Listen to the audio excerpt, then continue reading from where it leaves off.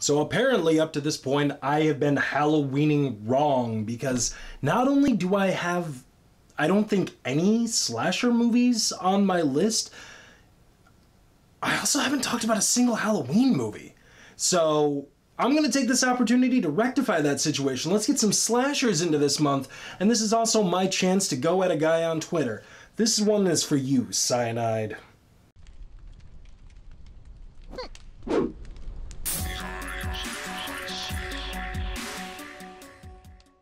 Halloween 4, The Return of Michael Myers.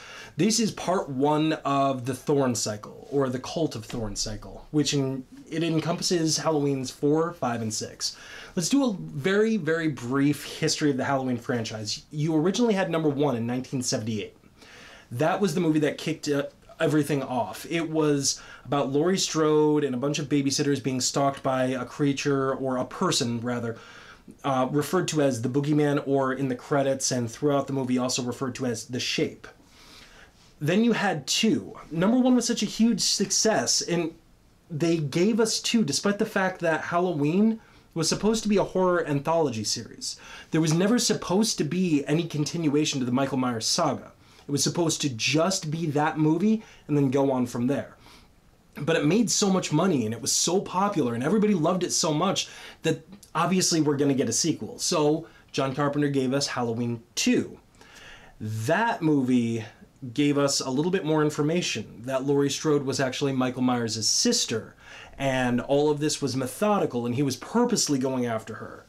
So that was definitely interesting, but that movie was supposed to wrap up the entire Michael Myers storyline. It's done. It's over now. He's dead. Let's move on. Then we got Halloween 3, Season of the Witch, which was a huge flop at the box office, despite the fact that it has gained cult status and is now widely regarded as being one of the best Halloween movies of all time.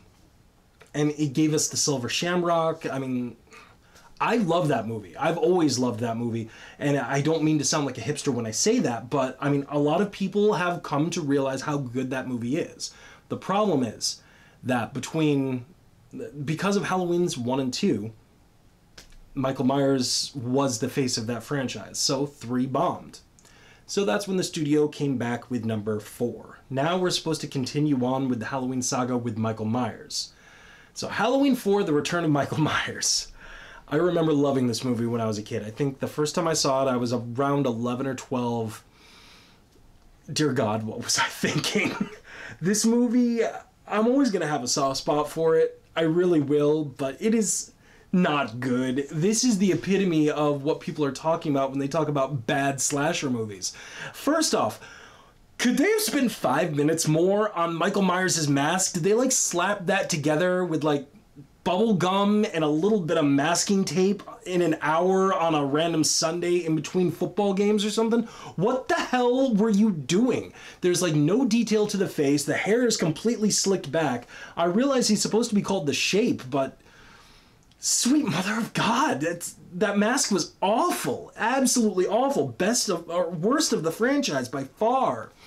But this movie also introduces us to Jamie Lloyd. Jamie is, we find out, the orphaned daughter of Laurie, because Laurie and her husband died in a car crash.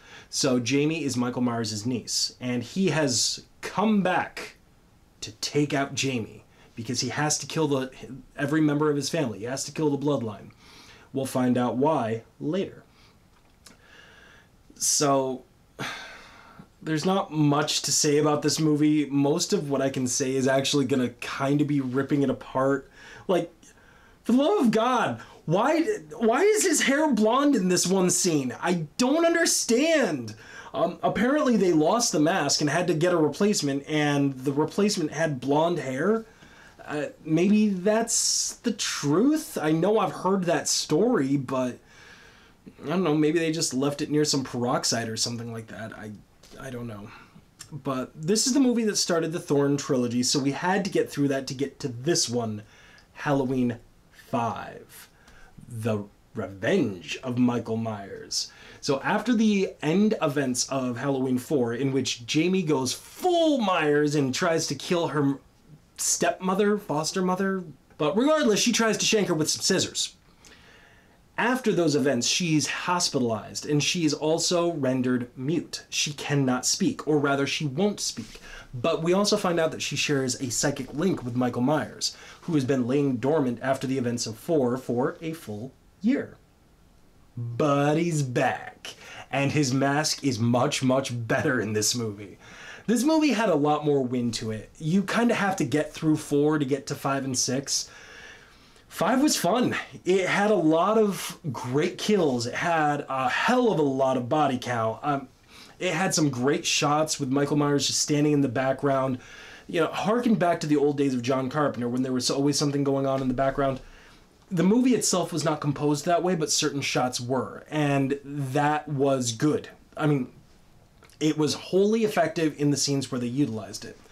I'm not going to say that this movie was perfect, because you also have those 2 cops that, why would they give them their own doofy theme music to walk around? That has no place in a Halloween movie. That barely has a place in a horror movie.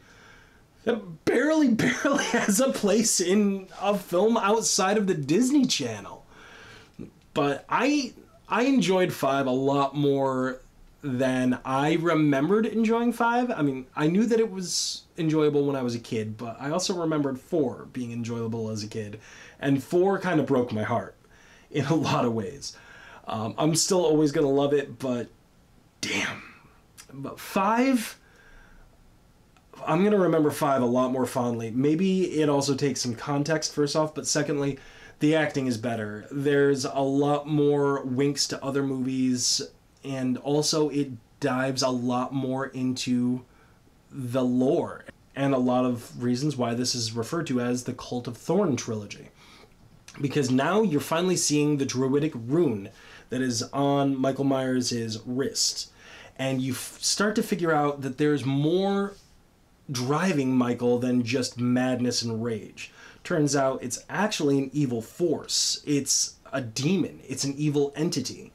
And it comes full circle, and everything is really explained in the following film, which I'm going to get to tomorrow. But this is the movie that kind of kicks that off. You kind of have to get through 4 to give us our characters and give us Jamie. 5 is when the plot actually starts kicking into effect. You get to see the Man in Black, who shows up and then ultimately liberates Michael from jail after the cops arrest him at the end of the movie. But I will say this, and this is a problem that I do have with movies, unless you have a trilogy completely built already, which I don't believe this was. This movie does not exist well in a vacuum.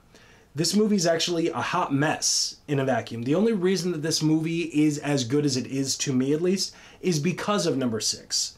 If number 5 just existed, it has way too many plot holes, so much that doesn't make sense, so much that might only resonate with a few people that understand symbols. It doesn't work well at all. But because 6 exists, this movie is a lot better for it. Just like because 5 exists, 4 is watchable. I'd probably still watch it like every 5 years, but I don't know. I don't want to do it. I'm good for like another half decade. But that's going to take us out of our first Slasher Night, man, with the first 2 Halloween movies that we're talking about. Don't forget to hit that like button. Don't forget to shoot me some comments down below. And I'm coming at you again tomorrow, Cyanide, because I'm talking about the Curse of Michael Myers tomorrow. Hit that subscribe button if you have not done so already, and vote #SandpireYes, #SandpireNo. See you tomorrow.